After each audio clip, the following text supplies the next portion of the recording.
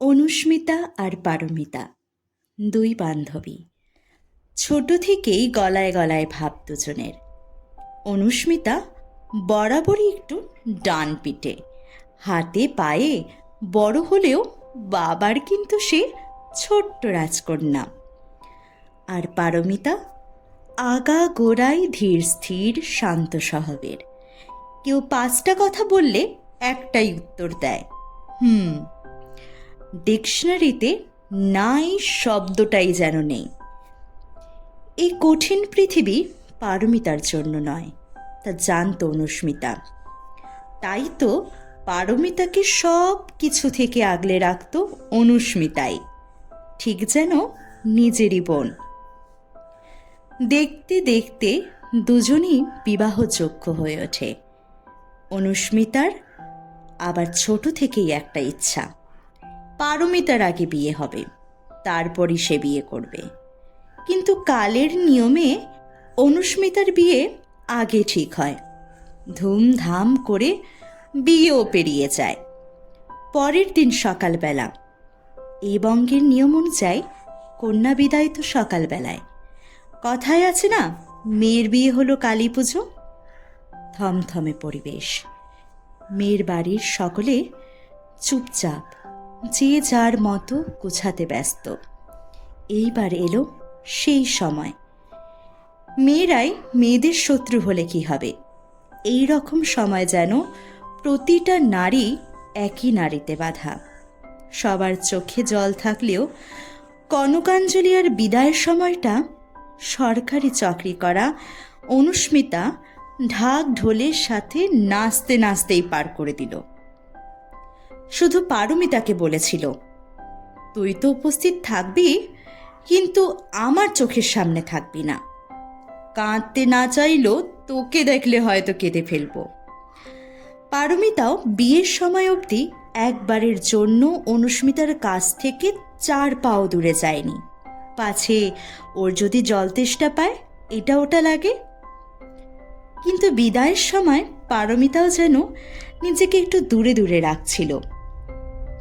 বাবারা মেয়েদের ভাত কাপড়ের অভাবে কিন্তু বিয়ে দেন না, বিয়ে দেন সমাজের নিয়মে, সমাজের চাপে, সময়ের চাপে, আর এক অদৃশ্য ভয়কে বুকে নিয়ে।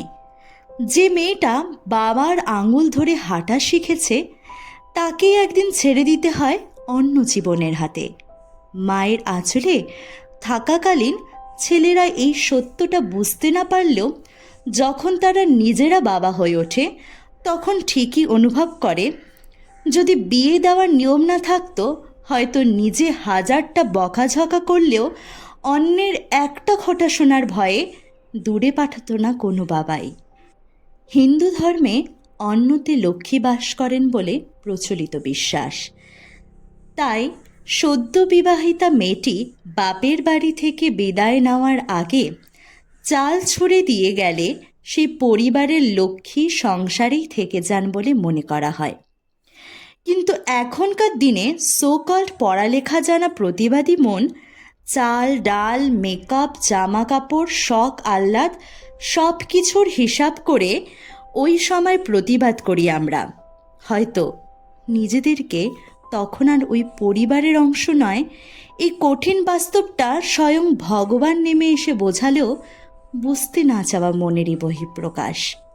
আদতে তার অনুপস্থিতিতে তার পরিবারে যেন সুখ সমৃদ্ধির অভাব না ঘটে, এই প্রার্থনায় বিয়ের পর বিদায় নেওয়ার আগে কনকাঞ্জলি দিয়ে করে যায় মেয়েটি। তাই আসলে বাবা মার ঋণ শোধ নয়, কনকাঞ্জলির মাধ্যমে সংসারের সমৃদ্ধির কামনায় জড়িত।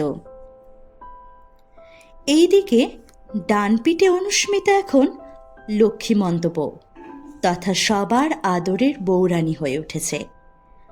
পারমিতারও বরাবরই যৌথ পরিবার সংসার পছন্দ, সবার সাথে হাসি মজা আনন্দ, আবার দুঃখেরও ভাগিদার হওয়া। ওর প্রাণপ্রিয় অনুস্মিতাকে মিষ্টি বৌমা হয়ে উঠতে দেখে ওর বড্ড আনন্দ। এইদিকে পারমিতার চারিদিকেও বিয়ে বিয়ে রব, প্রতিটা ঘরে ঘরে মা, মেয়ে, দাদা, দিদি, ভাই বোনদের গল্প আর উৎসাহের মতো এক্ষেত্রেও আলাদা কিছু নয়। মায়ের চোখে পারমিতা একটা জাম রঙের বেনারসি পরে দাঁড়িয়ে, মাথায় সে একই রঙের চেলি।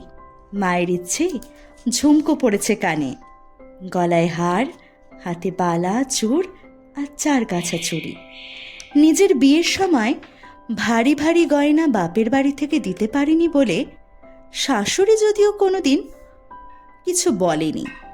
যারা খোঁজ খবর নেয় না, তথাকথিত আত্মীয় সমাজ, তাদের আবার বিশাল অসুবিধা হয়েছিল। সেই রকমটা যেন একমাত্র মেয়ের সাথে না হয়, সেটা নিয়ে হয়তো মেয়ের বিয়ে অবধি দীর্ঘ বিবাহিত জীবনে চিন্তা করে গেছে। তাতেও যেন খামতি না থাকে।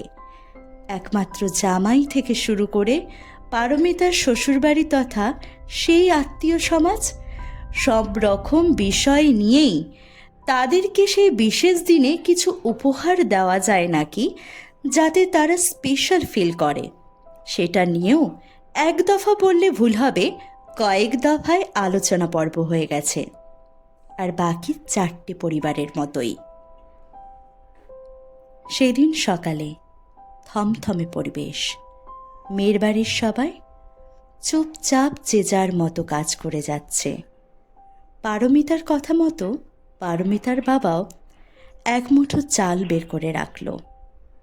পারমিতা মায়ের মুখোমুখিভাবে বসেই উল্টো দিকে না ঘুরেই চাল দিল। না, কন্যা বিদায় নয়। মেয়েকে কনে সাজে দেখতে গিয়ে কখন যে শয্যাশায়ী থেকে মায়ের অন্তিম যাত্রা চলে এলো, পারমিতা বুঝতেই পারল না। যেন একবার চোখের পলক ফেলল, সব দৃশ্য কেমনই যেন হয়ে গেল। না, পিছনে ফিরে চলে গেল না, মুখোমুখি থেকেই পিছনে হাঁটতে লাগলো। হঠাৎ করে অনুভব করল কে যেন পিছন থেকে শক্তভাবে জড়িয়ে ধরল। চেনা ছোঁয়া, অনুস্মিতা, প্রাণভ্রমরা যে কাকিমাকে কথা দিয়েছিল পারমিতার স্বাদ কখনোই ছাড়বে না। বিয়ের শেষ রীতি কনকাঞ্জলি। কনকাঞ্জলি কিন্তু হয়েই গেল। তাহলে আর বিয়ের কি আলাদা করে প্রয়োজন আছে? তোমরাই বলো দেখি, বলো কিন্তু।